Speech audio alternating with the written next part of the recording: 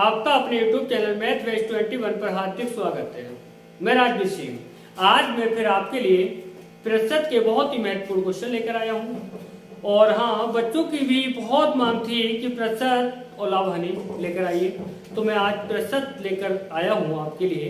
तो देखिएगा, याद रखिएगा कि मेहनत करना है बस और जॉब लेना है, माँ बाप के सपनों के लिए साकार करना है। मेहनत करना है बस और मेहनत करना है। तो देखिए, इसी के साथ में हम क्या करते हैं, शुरू करते हैं प्रतिशत के। तो देखिए, प्रतिशत में सबसे पहली बात मैं बात करता हूं कि प्रत मीन्स क्या होता है। प्रत मीन्स एक होता है और शत मीन्स क्या होता है, शत मीन्स 100 होता है। हम कह सकते हैं यहाँ पर प्रत मीन्स एक, शत माने 100, यानी प्रत्येक वस्तु अपने में कितने परसेंट होती है, 100% होती है। जैसे कि मैं कह दूं आपसे कि ये मार्कर कितने परसेंट है, तो आप बताएंगे कि मार्कर जो है हमारा 100% है। सही है, 100% है। अब मैं बात कर दूं आपसे कि इसका कैप को हटा दूं मैं, और कैप को हटाने के बाद मैं कहूं आपसे कितने परसेंट है ये, तो आप कहेंगे कितना परसेंट है, 100% है। यानी कि प्रत्येक वस्तु अपने में कितने परसेंट होती है, 100% होती है। तो जैसे कि अब मैं कह दूं कैप कितने परसेंट है, तो कैप भी अपने में 100% है। यानी कि कोई भी वस्तु अपने में जो भी होती है वो कितने परसेंट होती है, 100% होती है। तो मैं कह दूं आपसे प्रत मीन्स एक होता है, शत मीन्स 100 होता है, यानी कि प्रत्येक वस्तु अपने में 100% होती है। तो हम बात करते हैं कि प्रतिशत हटाने के लिए, प्रतिशत हटाने के लिए 100 से भाग करते हैं, 100 से भाग करते हैं।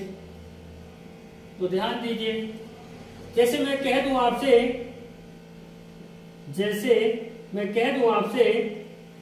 कि 20% है।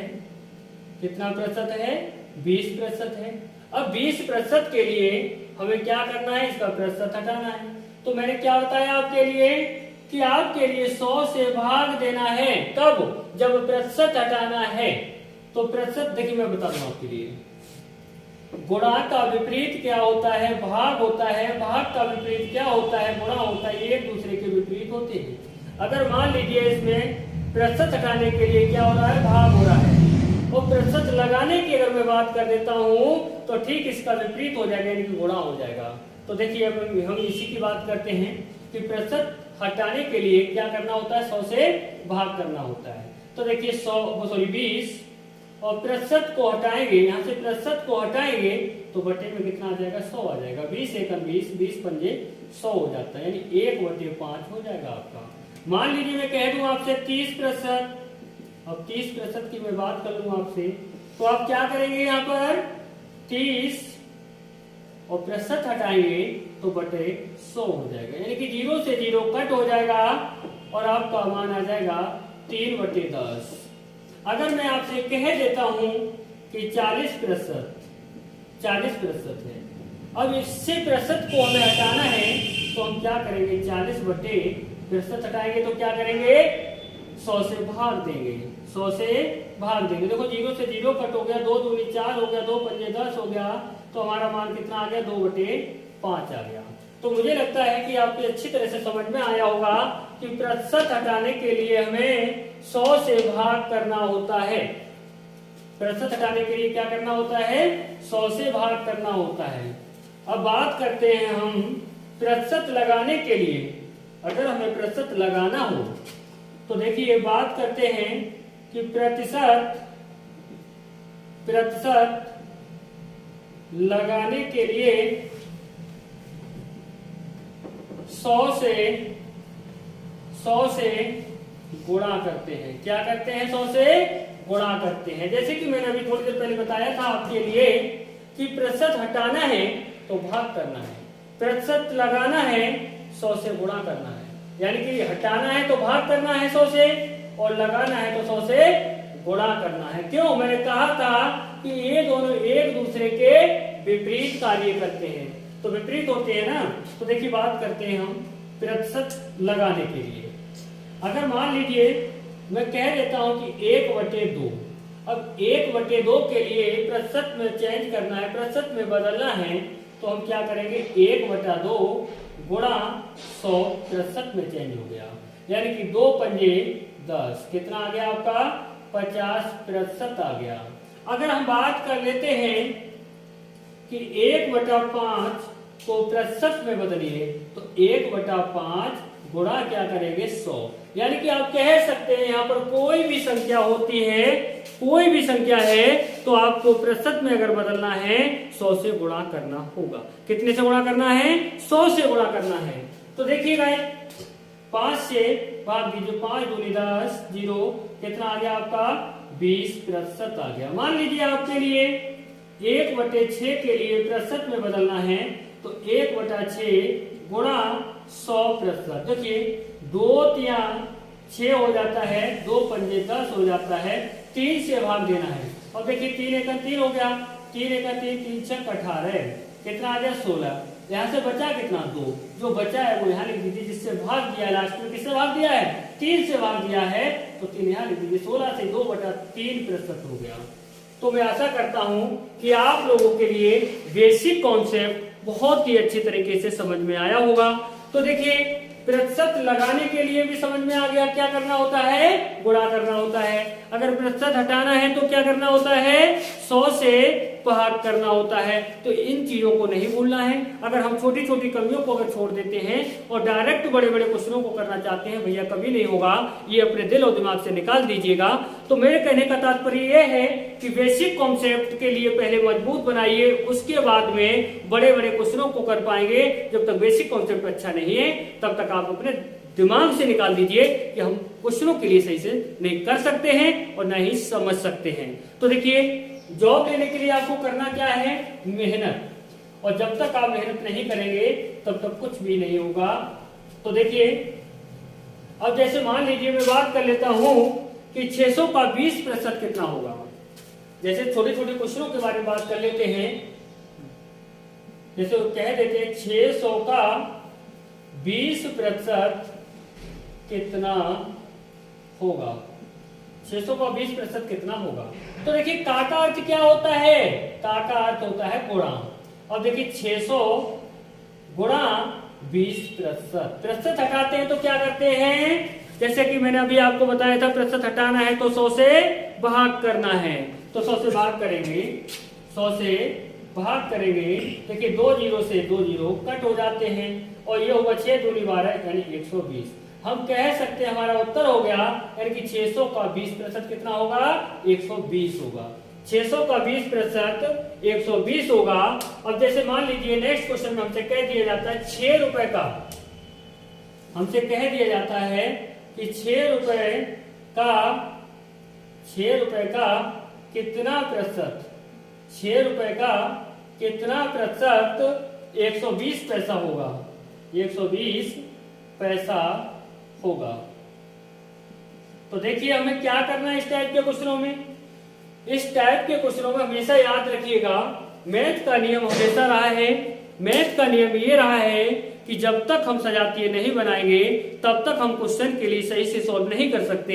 यानी कि सजातीय होना अनिवार्य होता है। जब तक सजातीय नहीं होगा, अगर सेंटीमीटर में है तो सबको सेंटीमीटर बना लीजिए, अगर मीटर में है तो सबको या तो मीटर बना लीजिए, सेंटीमीटर, जो भी दिया गया है एक जैसा बना लीजिए। जब तक सजातीय नहीं होगा तब तक आप क्वेश्चन का आंसर सही नहीं दे पाएंगे। तो देखिए हमसे क्वेश्चन में क्या कहा गया है, देखिए यहाँ पर करना क्या है, यहाँ पर करना ये है, का अर्थ आप जानते हैं गुणा होता है।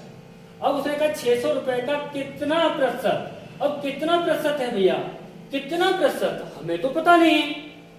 अरे जब हमें पता नहीं है तो हमें तो कुछ ना कुछ तो मानना पड़ेगा। यहाँ पर हमने कह दिया कि 6 रुपए का x%, कितना प्रतिशत, x% कितना होगा 120 पैसा होगा।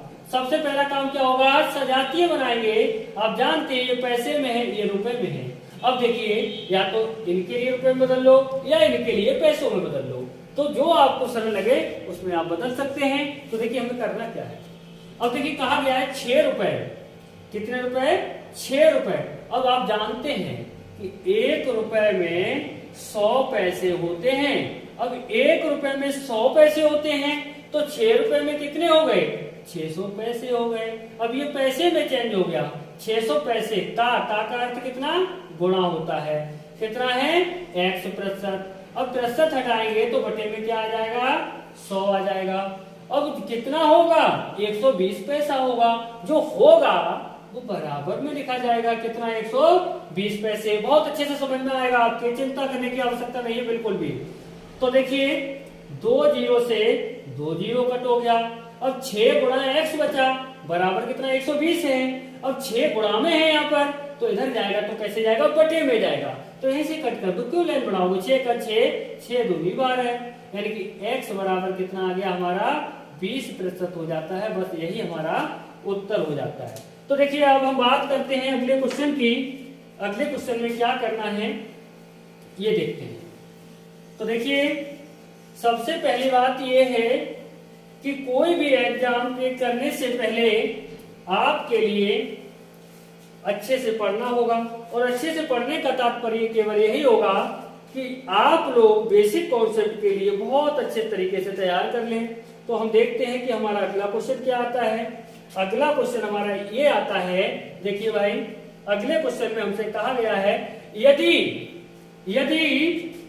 x y से 20% कम है, यदि x y से 20% कम है तो y माइनस x बटे y कॉमा x बटे x माइनस y का मान क्या होगा। तो देखिए हमें क्या करना है, सबसे पहले हमें इसे पकड़ना है। इस क्वेश्चन में क्या कहा गया है, इस क्वेश्चन में सबसे पहले ये x और y की बात हो रही है। अब x y की बात क्या हो रही है, x y की बात ये हो रही है, यदि x y से 20% कम है, कौन कम है, x, किससे, y से, x कम है y से, कितना कम है, 20% कम है। तो देखिए y कितना प्रतिशत है हमें तो पता नहीं है। जब हमें नहीं पता होता है तो 100% हमें मान करके चलना पड़ता है। तो ये कितने प्रतिशत है, 100% है। तो ये 20% कम है ना इससे, तो भैया 20 कम कर दो, यानी प्रतिशत का मतलब होता है प्रत्येक 100 पर, और प्रत्येक 100 में से कितना कम करवा रहा है, 20% कम करवा रहा है। तो 100 में से 20 कम कर देंगे तो x का मान कितना हो गया, 80। अब हमें पता चल गया कि x का मान 80 है, y का मान 100 है। हमसे पूछा गया है कि y माइनस x बटे y कॉमा x बटे x माइनस y। हमसे क्वेश्चन में कहा गया है कि y माइनस x बटे y कॉमा x बटे x माइनस y का मान हमसे पूछा गया है। तो देखिए कुछ नहीं करना, बस मान लगा देना है। देखिए y का मान कितना है, 100 है। y का मान अगर हम 100 रख देते हैं तो x का मान यहाँ पर कितना है, 80 है। और y का मान कितना दिया, बटे में y लिखा जाएगा, y का मान 100 है। अब दूसरा मान देखिए कैसे लिखा है, x का मान कितना है, 80 है।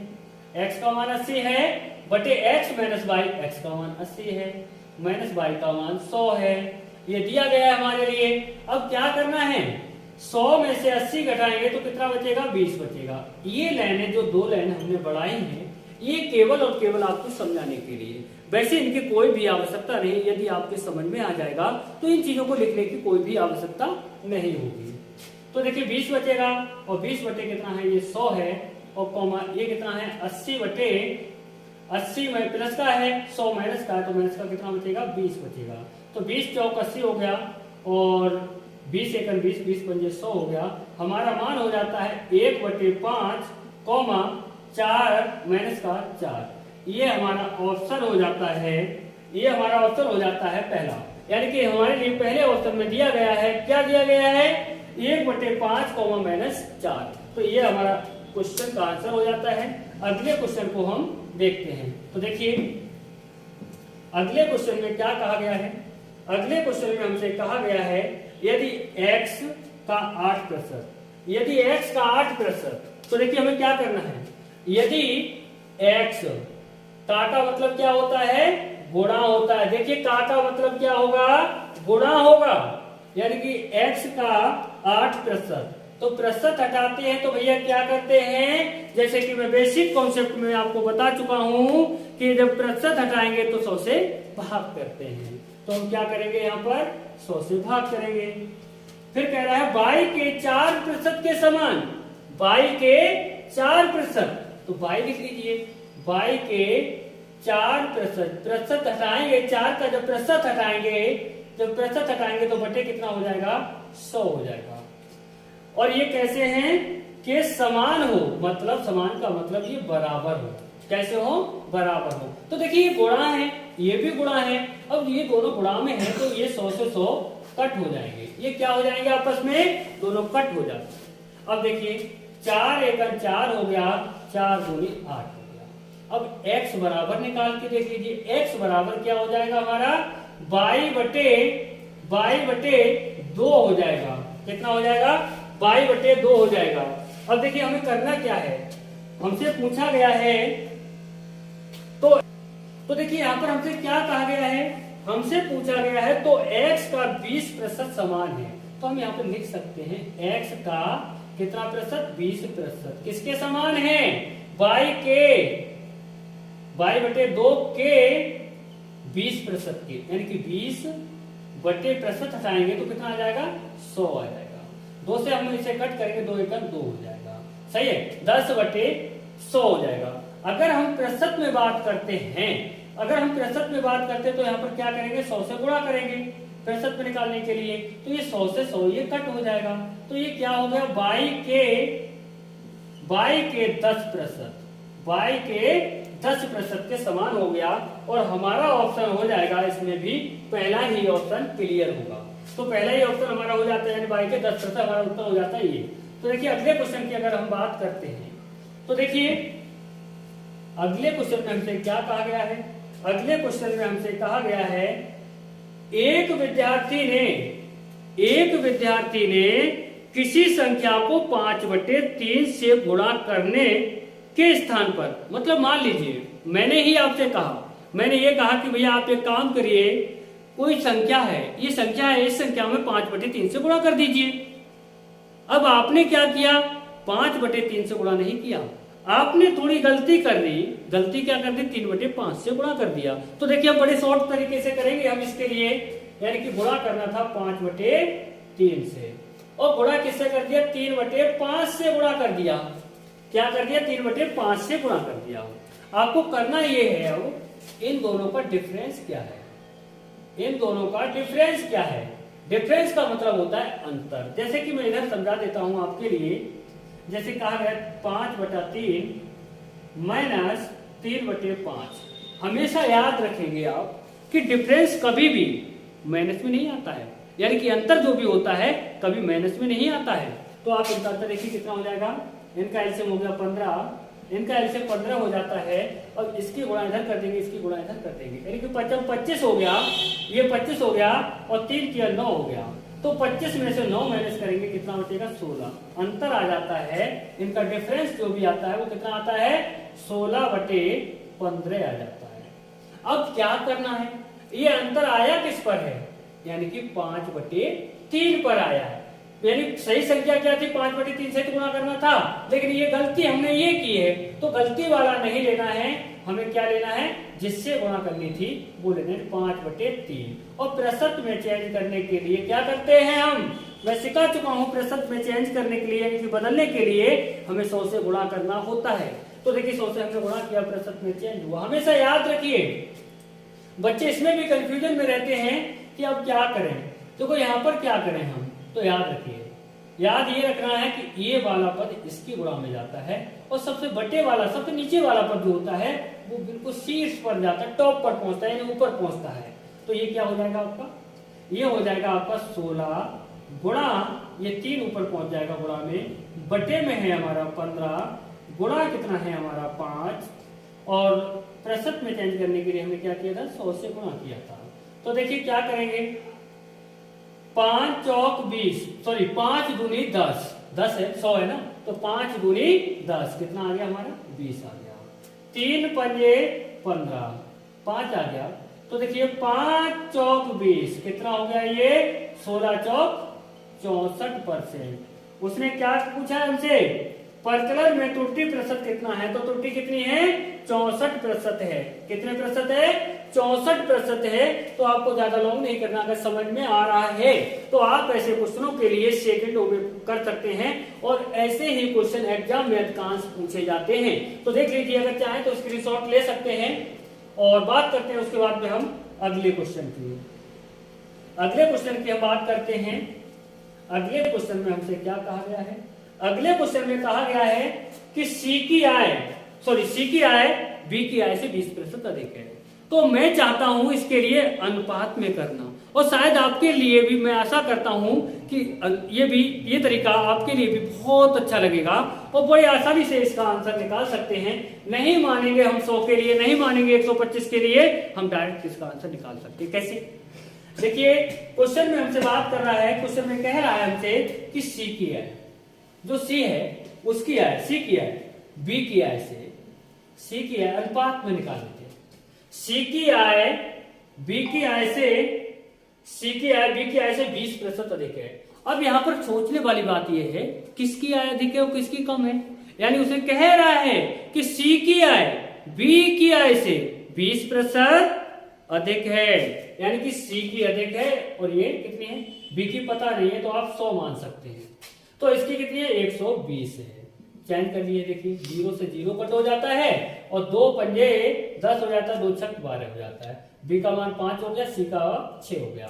नेक्स्ट कह रहा है हमसे कि बी की आय ए की आय से 25% अधिक है, यानी कि बी की आय, किसकी आय बी की आय, बी की आय ए की आय से 25% अधिक है। तो समझा करिए कि बी की जो आय है वो ए की आय से 25% अधिक है। अब ए की आय तो दे दी गई है, तो आप 100 मान लेते हैं, 100 मान लीजिए, और ये 25% अधिक है, यानी कि प्रत्येक 100 पर 25, तो 100 है, 25 अधिक है, 125 हो जाता है। 25 चौक 100 होता है, 25 पंजे 125 होता है। तो आप जानते हैं कि बी का मान कितना आ रहा है, बी का मान 5 आ रहा है, ए का मान कितना 4, सी का मान 6। सुनिए, ए बी और सी लिख लीजिए। ए का कितना है 4 है, बी का कितना है 5 है, सी का कितना है 6 है। यहां तक समझ में आया। इसके बाद में हमसे कह रहा है कि सी की आय ए की आय से कितने प्रतिशत अधिक है। किसकी आय हमसे पूछ रहा है, हमसे कह रहा है कि जो सी है उसकी आय ए की आय से कितने प्रतिशत अधिक है। तो देखिए, ए की आय से सी की आय कितनी प्रतिशत अधिक है, तो यहां से देखिए कितना अधिक है, 2 ही तो अधिक है। किस पर अधिक है 4 से अधिक है, यानी कि 4 रुपए मान लीजिए आपके पास थे, 6 रुपए आपके पास हो जाते हैं जाके, तो कितना बढ़ जाता है 2 ही तो बढ़ जाता है। किस पर बढ़ जाता है 4 पर। प्रतिशत में चेंज करने के लिए 100 से गुणा, प्रतिशत में चेंज हो जाता है। 4 दूनी 8 होता है, 4 पंजे 20 होता है, 25 दूनी कितना हो जाता है हमारा 50% हो जाता है, और यही हमारा उत्तर होता है। तो देख लीजिए, चाहे तो स्क्रीनशॉट के लिए ले सकते हैं। देखिए, नेक्स्ट बात करते हैं अगले विद्यालय में कुल विद्यार्थियों के 60% लड़के हों, मतलब कुल विद्यार्थी हैं। कुल विद्यार्थी का मतलब उसमें लड़के भी, उसमें लड़कियां भी। अब जब लड़के और लड़कियां भी दी हैं तो हमसे क्या कह रहा है, अब देखिए टोटल है कितने, क्या लड़के लड़कियों को पूरे विद्यालय की अगर मैं बात कर दूं तो पूरे विद्यालय का मतलब ये हुआ, क्या वो लड़के हो चाहे लड़कियां हो, जो भी हो, टोटल मिलाकर के कितना होगा 100%। हमेशा याद रखना टोटल कितना होता है 100%। तो देखिए, मैं बात करता हूं टोटल कितना है हमारा 100%, ठीक है ना। इसमें से कह रहा है कि कुल विद्यार्थियों के 60% लड़के हों, यानी कि 60% क्या है लड़के हैं। अब 100 में से 60% कौन है बॉयज है। अब 60% लड़के हैं तो बचे कितने 40%। टोटल 100 मैं पहले ही बता चुका हूं आपके लिए कि टोटल कितना परसेंट होता है, टोटल 100% होता है। जब टोटल 100% होता है, टोटल में से 60% कौन है लड़के हैं, तो 40% कौन बचा लड़कियां बची, यानी कि गर्ल्स बची। कितनी 40% कौन है गर्ल्स हैं। अब हमसे कह रहा है और लड़कियों की संख्या 972 हो, यानी कि जो लड़कियां हैं उन लड़कियों की संख्या कितनी हो 972 हो। तो देखिए, लड़कियों का प्रतिशत 40% के बराबर लड़कियों की टोटल संख्या है, कितनी है 972 है, 972 है। अब यहां पर करना क्या है, यहां पर करना यह है, तो उस विद्यालय में कुल कितने लड़के हैं उस विद्यालय में लड़कों की संख्या पूछी गई है। यहाँ पर लड़कों की संख्या पूछी गई है, तो लड़कों का कितना प्रतिशत है? 60%। वही निकाल लीजिए। 60% बराबर 972 बटे, हमेशा याद रखिए ये पद बटे में आता है और जो निकाला जाता है उससे गुणा किया जाता है। देखिए 0 से 0 हो गया, 2 दूनी 4 हो गया, 2 3 6 हो गया, 2 से कट कर लीजिए, 2 चौक 8 हो गया, 2 चौक 8 हो गया, 17 हो गया, और 2 अट्ठे 16 हो गया, 1 बचा 2 छक 12 हो गया। गुणा करते 3 छक 18 हो गया, 3 अट्ठे 24, 24 और 1 कितना होगा? 25 हो गया, 3 चौक 12, 12 और 2 कितना होगा? 14 हो गया, यानी कि 1458। यहाँ पर हम कह सकते हैं कि लड़कों की संख्या जो है टोटल वो कितनी है?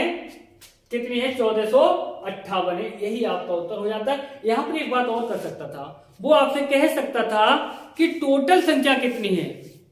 लड़कियों की जैसे प्रतिशत दे दिया 40% बराबर, और लड़कियों की संख्या दे दिया आपका कितना? 972 दे दिया। लड़कियों की संख्या दे दी, टोटल पूछ लेता तो हम 60% नहीं निकालते, तो हमेशा हम कितना निकालते? 100%। यानी कि कोई भी टोटल जब निकाला जाता है, टोटल कितना निकाला जाता है? 100% निकाला जाता है। तो देखिए, आइए अगले क्वेश्चन की हम बात करते हैं। अगले क्वेश्चन में क्या कहा जा रहा है? आगे है, एक व्यक्ति जो अपनी आय का 66 से 2/3% खर्च करता है। 66 से 2/3% खर्च कर देता है, तो खर्च कितना करता है? देखिए, यानी कि उसकी जो आय रही होगी वो टोटल कितनी रही होगी? 100% रही होगी। अब 100% में से क्या कर रहा है वो? 66 से 2/3%। देखिए 66 से 2/3% यानी खर्च कर रहा है। खर्च का मतलब व्यय हो गया। 66 से 2/3, अगर हम इनकी गुणा करेंगे तो कितना आ जाएगा? 3 छक 18, 3 छक 18 198 आ जाएगा, और ये 2 जोड़े कितना हो जाएगा? 200/3 हो जाएगा। अब 200/3 जो है वो खर्च करता है। जब खर्च इतना कर रहा है तो वो बचत कितनी कर रहा है? अगर हमें बचत निकालना है, जैसे कि आप अच्छी तरह से जानते हैं कि बचत बराबर होता है, बचत बराबर क्या होता है? आय, आय माइनस खर्च, ये तो होता है। यानी कि आय में से खर्च को हम घटा देंगे। मान लीजिए किसी व्यक्ति ने 200 रुपए एक दिन में कमा लिए, 200 रुपए की आमदनी हो गई उसके लिए। अब मैं कह दूं कि उसने 120 रुपए खर्च कर लिए, तो बचत क्या है? तो आप भी जानते हैं कि 200 रुपए की आमदनी हुई है उसके लिए, 120 रुपए खर्च किया है। जो खर्च किया है वो माइनस कर देंगे और आप तुरंत कह देंगे कि 80 रुपए का हमारे लिए क्या हुआ? बचत हुआ है। ये होता है। तो हम क्या करते हैं? आय में से खर्च को माइनस करते हैं। तो देखिए यहाँ पर क्या करना है, जब हम क्या निकालेंगे? बचत बराबर हो जाएगा, आय हमें नहीं पता है ना, तो हम आय के लिए जब 100 मान लेते हैं, माइनस कर देते हैं 200 बटा कितना? 3। इसकी गुणा ऐसा करिए 300 हो जाएगा। 300 में से 200 जाएगा कितना? 100 बचेगा, यानी कि 100/3 आ गया। अब बचत हमारी 100/3 है। अब 100/3 जो बचत है, इसके बराबर बचत जो वास्तव में बचत कर रहा है वो बचत बराबर में रख देंगे। तो कितनी बचत कर रहा है? 1200 रुपए की बचत कर रहा है। अब हम क्या करेंगे? इसका 100% निकाल देंगे। 100% निकालने का मतलब ये है कि टोटल निकालेंगे कि टोटल आमदनी है क्या उसकी, यानी कि प्रति माह की बात की जा रही है, प्रति मास की बात की जा रही है, यानी कि हर महीने वो कितना कमा रहा है। तो हम क्या करेंगे? 1200 बटे में लाएंगे 100/3। अब 100 के बटे में जो 3 आएगा वो 3 कहां जाएगा? ऊपर जाएगा। और निकालना कितना? 100%। जो निकाला जाता वो भी गुणा में जाएगा। तो देखिए 100 से ये 100 कट हो गया, कितना आ गया हमारा? 3600 आ गया। उसकी कुल आमदनी कितनी है? 3600 रुपए है। कमाता कितने? 3600 रुपए कमाता है। हमसे पूछ क्या रहा है? उसका व्यय प्रति मास कितने रुपए है, यानी कितना रुपए प्रति महीने खर्च करता है। तो हमेशा याद रखिए, जो आय है, आय में से व्यय के लिए जब निकालना है आपके लिए, तो व्यय बराबर हो जाएगा जो आपकी आय है। आय 3600 है, इसमें से माइनस कर दीजिए क्या? जो आप रुपए बचाते हैं, कितने? 1200 रुपए। कितना बचेगा भैया? 2400 रुपए। ये 2400 रुपए क्या है? उसका खर्चा है। यही आपका उत्तर हो जाता है। तो देखिए गाइस, अगले क्वेश्चन की हम बात करते हैं। अगले क्वेश्चन में हमसे क्या कहा गया है? तो देखिए क्वेश्चन में कहा गया है यदि का 80%, हमसे क्या कहा है, यदि ए का 80%। अब देखिए का अर्थ क्या होता है, गुणा होता है। यदि ए का अर्थ क्या होता है, गुणा होता है। 80%, प्रतिशत हटाएंगे तो बटे क्या हो जाएगा, 100 हो जाएगा। यदि ए का 80%, बी के 50%, बी के 50%, बी के का मतलब भी क्या होगा, गुणा होगा, क्या 50%, 10 हटाएंगे तो बटे में क्या आ जाएगा, 100 हो जाएगा। बी के 50% के बराबर है, यानी कि बराबर कहा जा रहा है हमसे, तो हमें करना क्या है, देखो 100 से 100 ये कट हो जाएगा, 0 से 0 कट हो जाएगा।